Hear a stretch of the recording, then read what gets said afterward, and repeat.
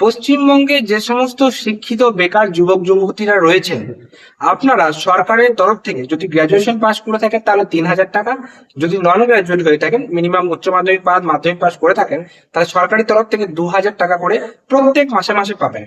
এই প্রকল্পটার নাম হচ্ছে যুব শক্তি ভরসাকার বা যুব শক্তি প্রকল্প। তাহলে এই যুব শক্তি প্রকল্পটা বা ইউবা শক্তি, এই প্রকল্পটা কি চালু হয়েছে? চালু যদি না হয়ে থাকে কবে থেকে চালু হবে এবং কি কি ডকুমেন্টস লাগবে?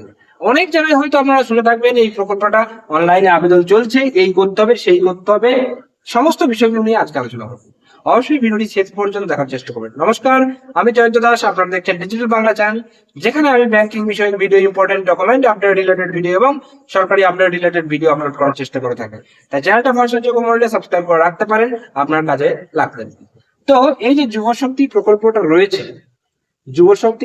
রয়েছে, এটা কি আদৌ অ্যাপ্লাই, ঠিক আছে, অ্যাপ্লাই শুরু হয়েছে? এর উত্তর হবে না। আনুষ্ঠানিকভাবে সরকারি ঘোষণার মাধ্যমে এখনো পর্যন্ত এই প্রকল্পটা অনলাইন অফলাইন আর কোনো লাইন আছে কিনা আমার জানা নেই, কোনো জায়গাতেই চালু হয়নি।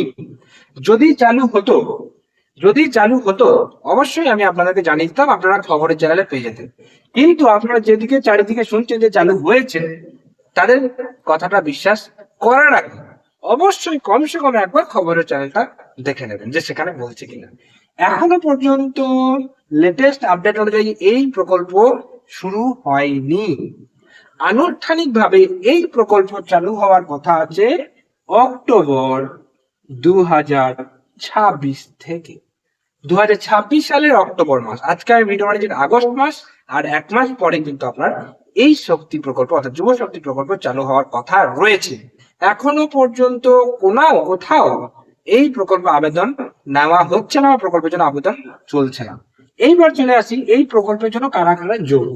ঠিক আছে, এলিজিবল ক্রাইটেরিয়া কি? তো সেই ক্ষেত্রে প্রত্যেকেই যোগ্য যারা শিক্ষিত বেকার, মানে হচ্ছে এডুকেটেড আনএমপ্লয়েড।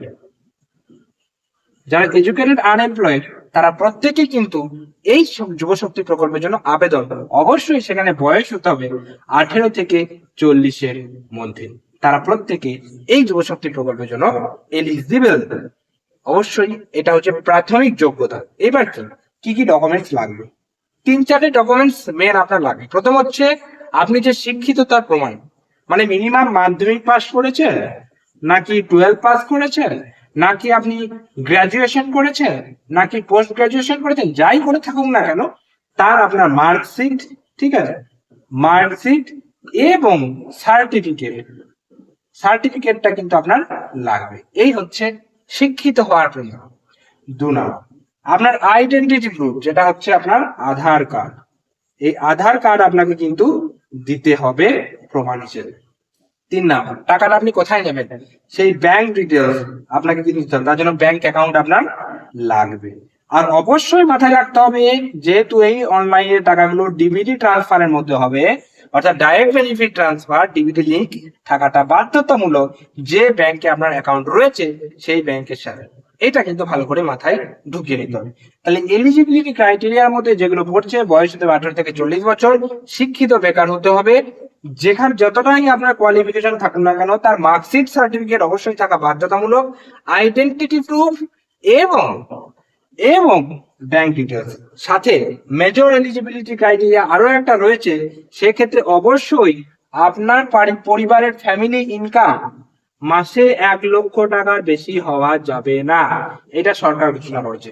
যদি আপনার ফ্যামিলি ইনকাম মাসে 1 লক্ষ টাকার বেশি, তাহলে এটা আশা ছেড়ে দিন। যদি 1 লক্ষ টাকার মধ্যে আপনার পরিবারের আয় হয়ে থাকে, মাসিক কথা বলছি, তাহলে এইটার ক্ষেত্রে আপনি এলিজিবল নন। যদি কম হয়ে থাকে তাহলে এলিজিবল, ঠিক আছে। এছাড়া আরো অনেক ক্রাইটেরিয়া, যারা চাকরি করে বা এইসব পাবে না। মোট কথা শিক্ষিত বেকার। বুঝতে পারছেন যে যুব শক্তি প্রকল্পটা কি শিক্ষিত বেকারদের জন্য দেবে, তাহলে অবশ্যই বেকারত্ব তার মানে কাজ করার কোনো কথাই না, তবে এটা আপনার পরিবারের আয়ের কথা বললাম। তাহলে এই হচ্ছে ব্যাপার। আশা করি পুরো বেসিক ডিটেলস আপনাদেরকে বোঝাতে পারবো। এবার যখন আবেদনটা শুরু হবে তখন সেই নিয়ে যা প্রশ্ন থাকবে সেটা আপনারা করবেন, আমার ভিডিওতে কমেন্ট করবেন, আমি তো বানিয়েই দেবো, সেটা নিয়ে চাপ নিয়ে আপনাদেরকে জানিয়ে দেবো। তো এই হচ্ছে ব্যাপার। আশা করি পুরো বিষয়টা বুঝতে পারেন। যদি কোথাও কোনো রকম প্রশ্ন থেকে থাকে, শুধু এইটা নিয়ে নয়, যে কোনো ব্যাংকিং বিষয়ে যে কোনো ইম্পর্টেন্ট ডকুমেন্ট রিলেটেড বা সব ডকুমেন্ট আপডেট রিলেটেড কোথাও কোনো রকম প্রবলেম বা প্রশ্ন থেকে থাকে, অবশ্যই কমেন্টে জানাবেন, আমরা তার সলিউশন দেওয়ার চেষ্টা করব, অবশ্যই সঠিক তথ্যের সাথে। আজকে ভিডিওটা কেমন লাগলো অবশ্যই কমেন্ট করে জানাবেন। যদি ভিডিও ভালো লাগতে একটা লাইক করেন, চ্যানেলটিকে সাবস্ক্রাইব করে রাখতে পারেন এবং এই ভিডিওটি একটু বেশি করে শেয়ার করুন প্রত্যেকের কাছে, যাতে কোথাও গুজবটা না চলে, সঠিক জিনিসটা চলে। আজকে ভিডিও পর্যন্তই, দেখা হচ্ছে পরের কোনো ভিডিওতে। ততক্ষণ পর্যন্ত প্রত্যেকে সুস্থ থাকুন, ভালো থাকুন, টাটা এবং ধন্যবাদ সকলকে।